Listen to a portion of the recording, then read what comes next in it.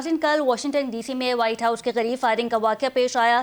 اس واقعے میں 2 national guard شدید زخمی ہوئے۔ ابتدائی تحقیق سے معلوم ہوا ہے کہ حملہ آور افغانی تھے، 2021 میں امریکہ میں داخل ہوئے تھے۔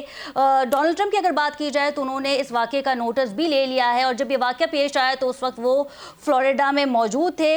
یہ بتایا جا رہا ہے کہ حملہ آور کو اسی وقت ٹارگٹ کر دیا گیا تھا۔ اس وقت وہ حراست میں ہے۔ حملہ آور کی شناخت ریان اللہ کے نام سے کی گئی ہے۔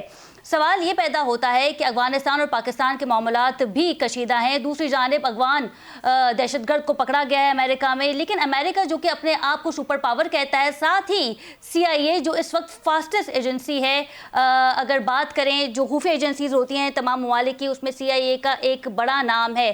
تو یہ کیسے ممکن ہو سکتا ہے کہ واشنگٹن ڈی سی جو کہ امریکہ کے کیپٹل ہے، اور ساتھ ہی وائٹ ہاؤس پہ حملہ آور کا آ جانا اور نیشنل گارڈ کو ہلاک کر دینا، یہ ایک بہت ہی بڑا واقعہ ہے۔ عالمی خطے پہ اس پہ کیا منظرنامہ ان فردر بنے گا، اس پہ بھی بات کریں گے۔ دوسری جانب پاکستان اور افغانستان میں حالات کشیدہ تھے۔